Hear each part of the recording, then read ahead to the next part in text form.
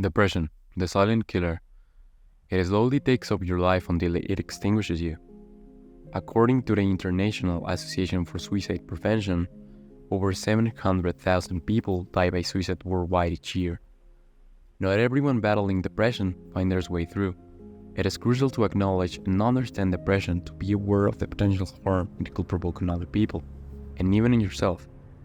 Depression rates have skyrocketed over the last few decades, with the rise of social media being a contributing factor, and recently the COVID pandemic. According to World Health Organization, 5% of adults suffer from major depressive disorder, and adolescents and young adults from 15 to 19 years old have an even higher rate of depression, reaching 18.5%. This highlights the severity of depression as a global public health concern that is often overlooked. The ethic perspective also sheds light on the alarming statistic that 1 out of every 4 adolescent deaths are attributed to suicide. Let's explore depression in a study transported into this monograph to understand its multifaceted nature and the diverse ways it can manifest in individuals. To have a more complete panorama, we will use emic and ethic perspectives, very useful tools provided by the science of anthropology. In an ethic perspective, observations are made from an external viewpoint, an outsider's viewpoint, whereas in an emic perspective, observations are made inside a culture, considering the insider's perspective. In addition, we'll employ ethic-centered interviews conducted by active users on Reddit, eager to understand different views and experiences on this topic. However, the answers that these users have given are actually emic, because of the freedom the interviewer offered the participants. The openness allowed participants to guide their responses in any direction and detail they wanted. These approaches will be very useful to see how depression is experienced and perceived by other people. A study published in the National Library of Medicine found out that the most common observed traits in individuals suffering from depression were 1. Depressed moods or sadness.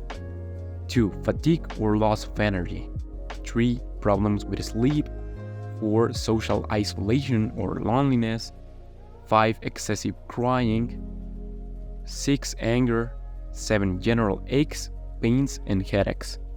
These ethic data answer some of what, but not of the why, of the ethic perspective alone fails to provide a full picture on depression.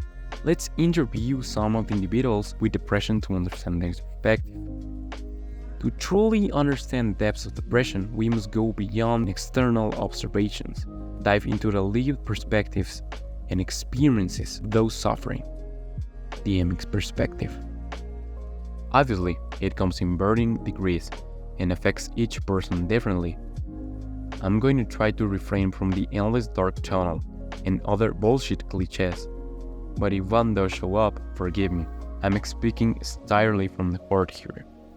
For me, when it's at its worst, there are two major factors. One is a complete lack of motivation. It takes literally hours to get out of bed, sometimes an entire day. Not because you're oversleeping though, you're wide awake, maybe with your eyes open and maybe with your eyes closed. But you feel as though you literally don't have the strength to get up and face the day. It is as your legs have suddenly stopped working, or you have forgotten how to move. Simple things become monumental. Taking your daily vitamin becomes a test of sheer willpower. Putting on a dirty t-shirt and sweatpants feels like getting into a suit and tuxedo. You consider it a good day if you remember to brush your teeth even once. And forget about normal eating. One day you'll stuff your face for an entire afternoon straight. And the next day you won't be able to find the willpower to make a bowl of soup. The other major factor is obviously emotion, or rather lack thereof. I remember reaching out to a friend once, when I was going through a spell of depression, and she asked me what I was feeling. All I could say was that I felt nothing. It's even worse than being sad or angry. You wish you could rise to the level of feeling sad. It is not happiness, but at least it's a feeling. But instead you just don't feel feelings. You start to forget what it was even like to have real feelings. You wish you could cry, but you don't feel enough emotion to be able to. You wish you could just go on a rampage, scream as loud as you can, throw things across the room, break things, punch a hole into the wall, but you don't really have the emotional strength to be angry. Somebody who has never been depressed for an extended period of time, it's simply incapable of knowing what the anguish is like. It's just not a synonym for sad. It's a very different and very real thing. And compared to that, not everybody who is depressed knows they're depressed. They may just think they're lazy or tired. I'm still mildly depressed now. It's nowhere near as bad as it has been, especially during the last year. But the feeling of emptiness still pervades. And I can remember a time in my life when I was happy. I don't even know what happiness feels like, to be honest. In a more mild onset, I'm still able to get out of bed in the morning and face the day. But I really don't feel like I'm gliding through my life like a ghost. Like no one else is aware of my existence, and I just sort of come and go silently. Upon identifying emotional releases, it is possible to escape from the depression for short periods of time, if you can distract yourself from many thoughts that have to do with you or your life. Numbness, apathy, and hopeless for the motivate. One thing is not sadness, that's a separate emotion I actually rarely feel. You don't want to do anything. Everything you start, you realize is not fun. And not all you quickly stop.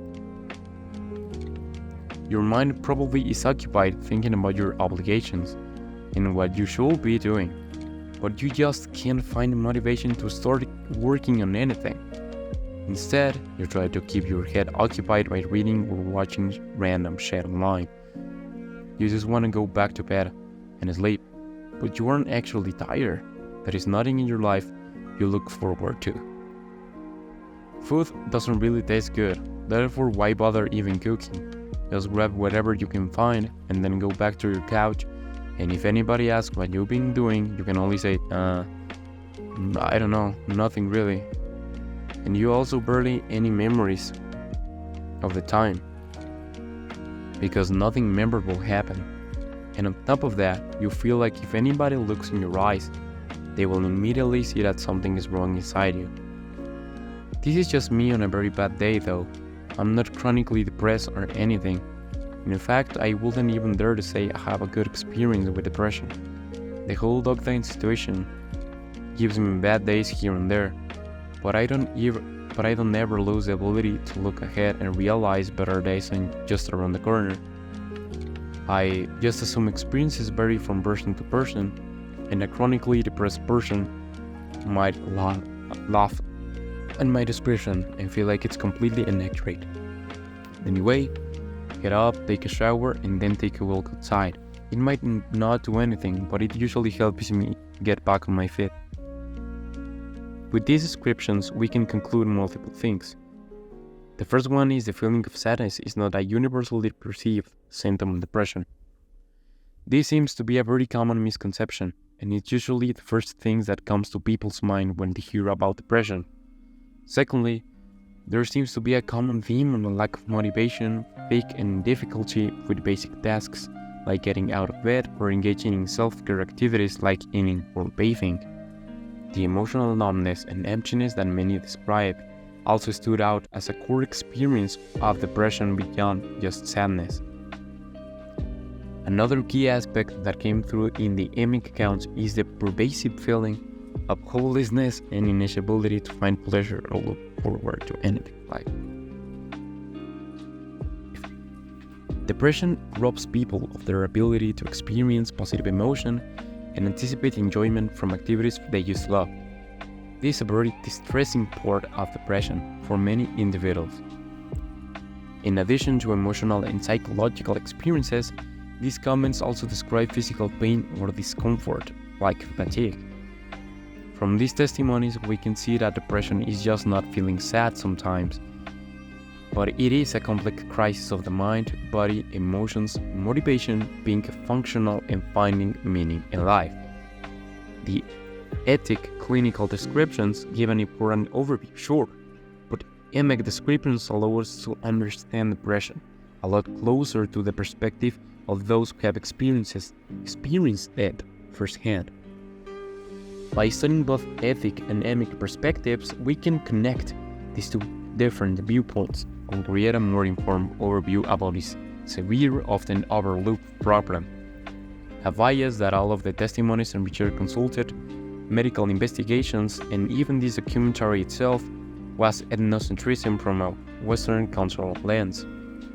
To gain a truly deep understanding of depression as a human experience, we must also examine emic perspective from diverse cultures around the world. Mental illness concepts and experiences can vary dramatically across different cultures based on their beliefs, norms, and context. Both ethic and emic perspectives are invaluable for a comprehensive understanding, moving forward cross-culturally. Only through an anthropological commitment to examining depression through multiple points of view, we can reduce biases and develop more inclusive and effective approaches to prevention and treatment of depression. We need to understand the impact of depression on different cultures and show empathy as we work to save lives and reduce the impact of depression on our society.